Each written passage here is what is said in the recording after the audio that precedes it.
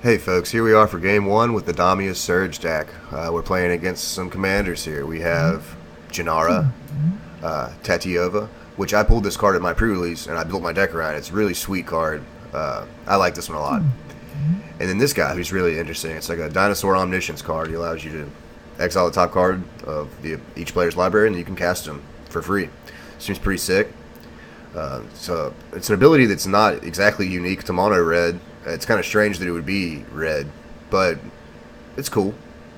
I mean, there are quite a few like exile off the top you can play at this turn cards with red. That's their form of card advantage because they don't want it to be too powerful with red. But normally you don't get to play it for free, so that makes it pretty interesting. Makes it like the bluest red card I've ever seen. And here we have a hand that has the namesake card in it, Primal Surge, but we're pretty far away from casting it. But I do have Miri's Guile on top to hopefully find some fast artifact ramp. I decided I'm just going to keep this one. I don't have to find the Primal Surge. I just have to find ramp, which is way easier, I think. So Tatiova is on the play. That person plays a forest and passes. This person plays a mountain and passes. Unfortunately, I have to crack my fetch land here. I'd like to keep it with Miri's Guile so that I can shuffle later, but that's the only way I can cast Miri's Guile is by cracking this. I decided to get a tropical island to set up all my colors, and I played Miri's Guile. Janara also starts with a turn 1 filter effect in top. Some more just playing lands and tapping out. Here with Miri's Guile, I see these cards. And I thought about for a while like how I can get all of these cards because I kind of want to get the Mox Diamond in play and the Wood Elves so I can ramp up. But there's no real way for me to do that with the mana that I have in play right now. And since I didn't play top on turn 1, there's no way from, and I'd have to get rid of the top if I did it as well because I would shuffle with the Wood Elves. But I ended up just deciding to take the Wood Elves to have a blocker in case that's relevant and to get more lands in play. Here I get a Bayou, and I play a Sensei's Divining Top. So 4 lands in play on turn 2 is not that terrible. Still quite a ways away from casting Primal Surge, though. Janara activates the top and passes the turn.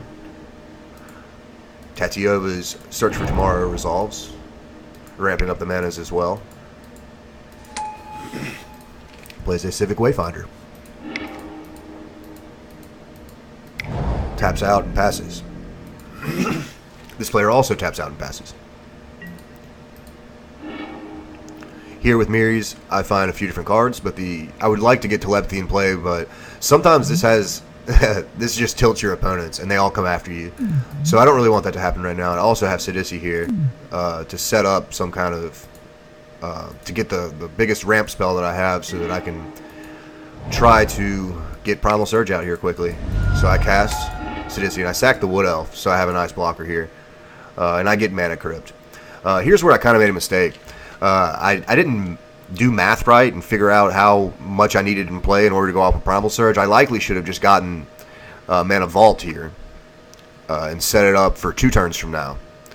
But with the 5 lands I have in play, this makes 6, this makes 8. I do not have enough to cast Primal Surge. So if I, got Mana Vault and then over the next 2 turns I drew a land, then I could cast Primal Surge.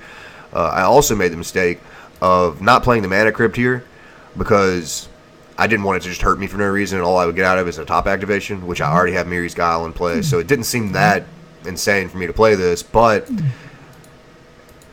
you should pretty much always play your fast mana out because it is possible that someone will do something to stop it in the future.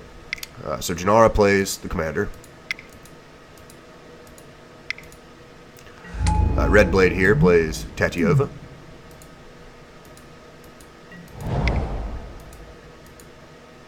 And this player plays Teferi's Puzzle Box. Kick in the nuts. Like, not only am I losing my Primal Surge, which I want to cast at some point, but I'm also losing my Mana Crypt that I just searched for. So that's not very good for me. And I have Reclamation Sage to deal with it in hand, but unfortunately he does not have Flash, and I will not be able to kill this with any kind of reasonable certainty or whatever. I have to find another different artifact or enchantment removal spell to, like, my Seal of Primordium in order to deal with that thing. I mean, it doesn't really bother me. Like, it allows me to see a lot of cards and I can get ramp and play and all that kind of stuff. But with this hand here, it does kind of bother me. So here, I stack Miri's Guile a little differently than I normally would.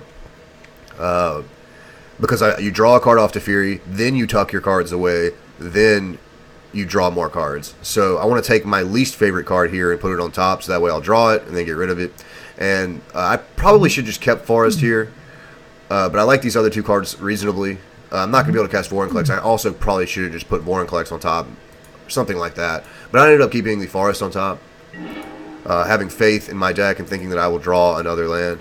So I took all this stuff away, and I did not draw another land, but I did draw some pretty good action. I drew a Soul Ring,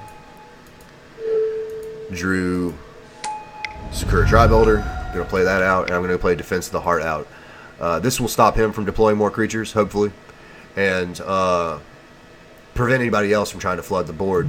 I didn't talk about this in the deck tech, I meant to, but there are a few different combos you can do with Defense of the Heart. I'll just go over it real quick.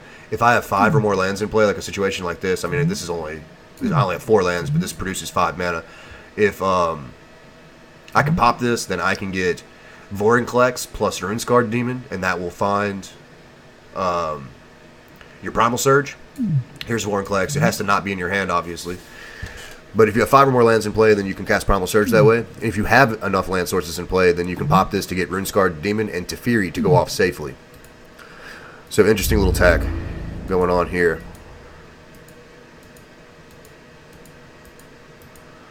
So we're puzzling it up.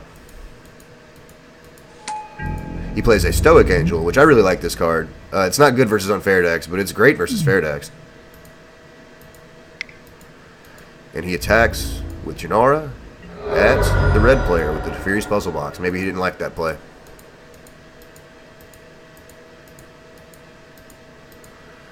Takes forever to get past this puzzle box. Okay. He plays a Primeval Bounty, which is pretty good. I'm just hoping he plays a creature, because then I will fulfill my Defense of the Heart obligations.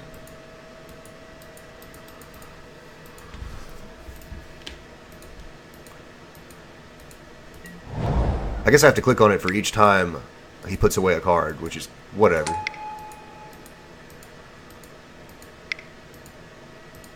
Here he slams his commander. And I have a reasonable defenses against his commander. I can't control what he gets from everybody else, but I have top, so I can put a card that I don't care about on top that he won't get a whole ton of value off if he tries to exile it and play it for free. So here I sacrifice Sakura Tribuilder. Go ahead and get some more lands in play. Mirri Sky will do the same trick as last turn. Keep the card on top that I don't care about, which in this case is Decree of Silence. Get rid of these 3. Draw into some lands. I really wanted to play Utopia Sprawl, Oracle of Moldiah, and Damia here, but there was no way to play all of those cards, so I just decided Damia was the best. This also happens during your draw steps, so once I have Damia in play, I am no longer affected by Teferi's Puzzle Box. Which, like I said, wasn't really bothering me in the first place, except for that first turn where it really got rid of all the action I had going. The tapping and untapping here was me trying to think about how I could play Oracle and play Damia. But ultimately, I just decided to play her pass. I have 2 pretty reasonably large Death Touch blockers here. They're ground guys, so this guy can still get in, but he can't attack me with this guy, and this guy can't attack me. So I'm reasonably defended. Janara player activates the top to look at some cards, and then draws with the top. And I think he maybe drew that Soul Ring. Decides to put a counter on Janara. And he does not attack. He just wants to have good blockers as well. Set up for the late game.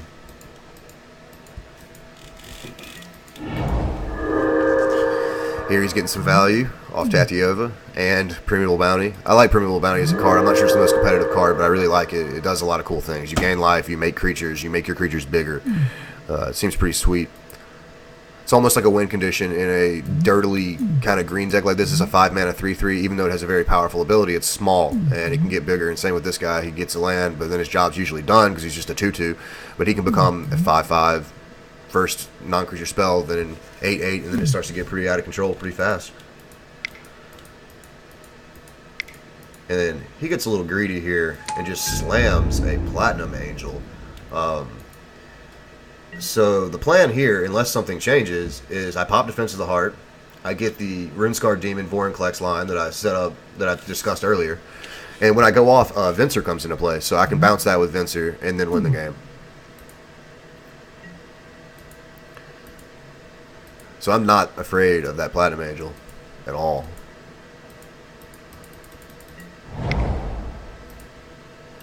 Here, he plays a pretty powerful spell.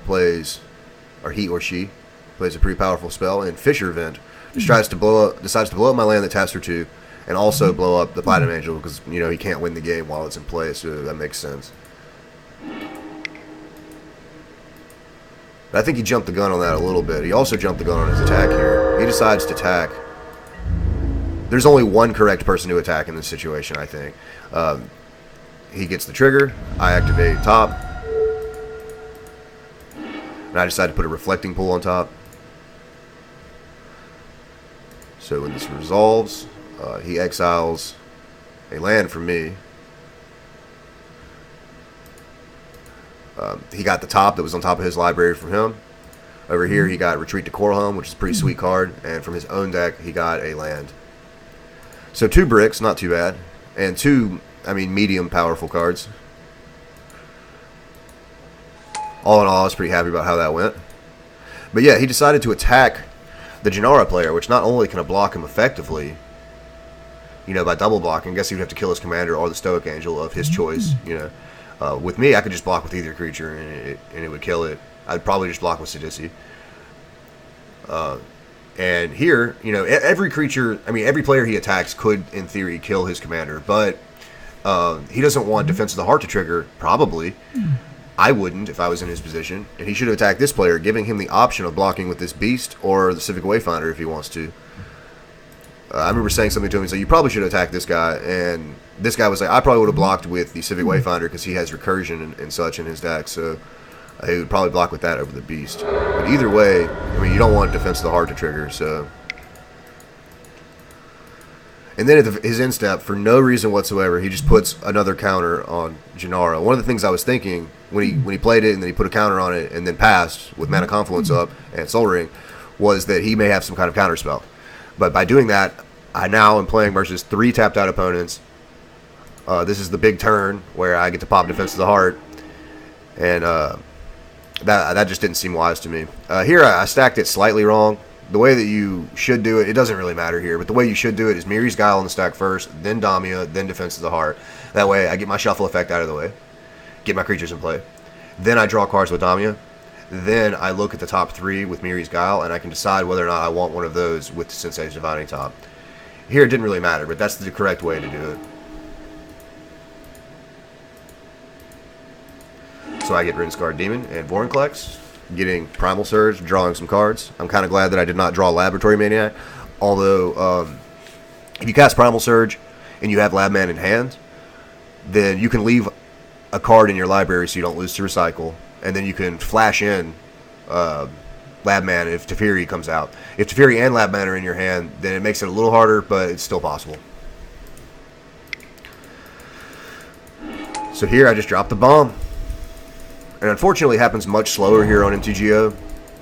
But when I'm playing in the game, or it happens slower in the replay. When I'm playing in the game, I just hold down the yes button and everything just goes flopping into play. And I'm actually going to just kind of skip past here. You saw in the deck tech the contents of the deck. So what happens here is all of my permanents come into play. Doing this kind of makes MTGO lag a little bit.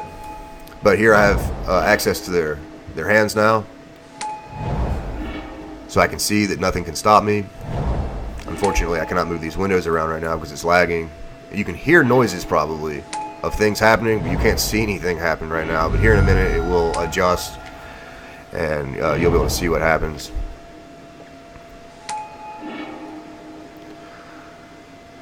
So at least one of these videos I actually have to do it the slow way and show you what happens because of what happens at the very end. But this one was pretty straightforward. I just cast Primal Surge and win with Laboratory Maniac. I cracked a fetch land and won with Jitrog Monster, as discussed in the deck tag. So here was game 1.